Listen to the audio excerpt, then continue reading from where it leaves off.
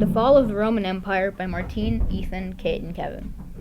The Roman Empire was a very prosperous empire, but like all other empires, it eventually fell. But when did it fall? Well, many people have different theories. While one would say that the Roman Empire fell in 324 CE, others believe it was 455 CE. In reality, nobody knows, and there really is no definitive answer. The falling of an empire is a slow, gradual process, so deciding when the empire fell depends on where you draw the line. When it comes to why the empire fell, people had different theories too. While some people would say that it was because of military problems, another would say that it was because of economic problems. In truth, it boils down to a combination of economic, military, and administrative problems that fed into each other and led to the empire's demise. The first branch of problems were economic. These problems began in 235 CE during Marcus Aurelius' reign, when Rome began to collapse. These problems persisted and led to the beginning of what is now referred to as the 3rd century crisis. Partially due to Rome's military issues, very few provinces were added to the empire during this time, and thus not adding to Rome's economy. To make matters worse, during this era there was a growing interest in material luxuries that did not come from Rome. This resulted in much of Rome's wealth being traded away for gold, silver, and silk. Furthermore, during a war against the Parthian Empire, a plague broke out and an estimated 10% of Rome died. Due to Rome relying heavily on manual labor rather than modern-day machines, a 10% population loss meant a 10% loss in labor that the economy relied on. As the economy became weaker, the government raised taxes and debased coin. This caused inflation, so in order to fulfill people's needs, salaries had to be raised accordingly. Of course, soldiers demanded higher pay, and the government gave them this willingly, because the empire relied heavily on these soldiers. As a result of paying soldiers, the government became short of money. They needed to keep raising taxes and debasing coinage. This resulted in an ongoing cycle. Following the 3rd century crisis, Diocletian, a Roman emperor, made reforms to try to get Rome out of their weak financial state. Diocletian decided to split the Roman Empire into 2 halves, the East and the West. Each half had 2 rulers, making Rome a tetrarchy. Diocletian also expanded the army and filled it with Germanic tribesmen. Yet another branch of problems that the Romans faced were administrative issues. You may recall that during the 3rd century crisis there was an endless economic cycle involving inflation and therefore relatively low pay for soldiers. When a soldier was asked for a pay raise and wasn't satisfied with it, or lack thereof, when given an opportunity to acquire a higher pay, they would go with it. During this time, many generals were quite keen on taking over the government, and with their soldiers unhappy with their pay, many of them pounced. Many armies abandoned the borders with their generals and took over the government, or at least attempted to. This became such a huge problem that at one point, 18 different people claimed to be the emperor of Rome. When it came to the Germanic tribes, not only did they fight the Romans, but oftentimes they made their way into the empire after being included in the army. The Germanic tribesmen really wanted to be included in society, and they did so well. After being literally in Rome's society, they demanded rights that were being denied to them. If they didn't get what they wanted, they would revolt and cause problems that Rome really didn't need at that time.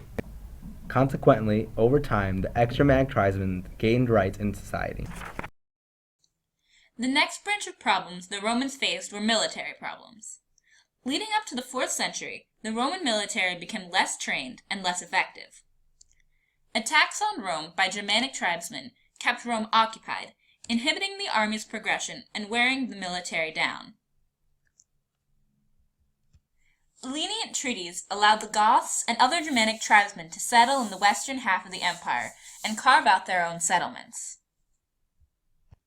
These settlements, as well as the groups of Germanic tribesmen inducted into the Roman army, were often largely independent from the rest of Rome.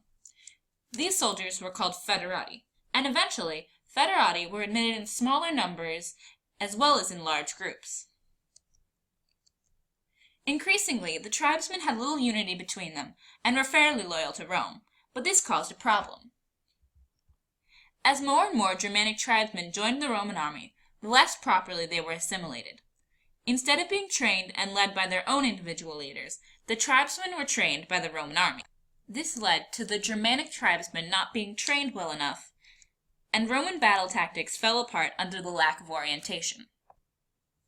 Another contribution to the army's lack of training was that there was no record kept of soldiers, and as long as a soldier replaced himself with another man, he could leave the army whenever he liked. These replacements were often untrained and therefore ineffective. As the Roman army became less effective, The Roman men didn't want to join the army, and thus more Germanic tribesmen were needed. This created a cycle of incompetence, and with continued attacks on Rome from the tribesmen, the Roman army became weaker and weaker. Eventually, the Roman army ceased to exist. The frequently asked question in Roman history is, how come the Western Roman Empire fell first? There are many answers to this seemingly simple question.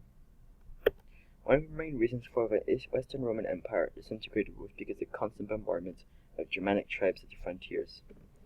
The land was also important because it blocked off a lot of places where the Eastern Empire could have been attacked, while the Western Roman Empire had a lot more open land and was more vulnerable. The internal weaknesses for both sides had still made the situation worse and weakened the Roman army and government if the East did get attacked by foreign tribes, but less so from the Western Roman Empire.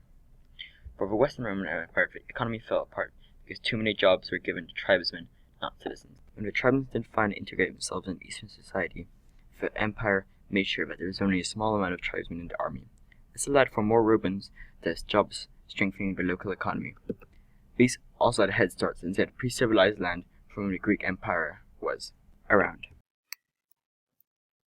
The Chinese Roman Empire also had a lot in common. In the fall of both empires, the empire became too needy to be sustained by available resources. There was also rivalries between elite factions and a constant fight for the throne. A decline in population also played a factor in the fall of the empires.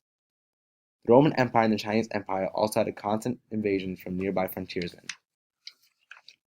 Even though the fall of both these empires was similar, there were also a lot of differences. After the fall of the Chinese Empire, China was in a state of war and unrest, while after its fall, Rome was quite peaceful. China also continued having dynasties, while Rome had a decentralized political system. The Roman Empire fell for many different reasons. Although we can't quite tell you when it exactly happened, the accumulation of all of its administrative, economic, and military problems led to its demise. Despite Rome's fall, the empire made a lasting impact on society and was prosperous for a very long time, but to all beginnings there is always an end.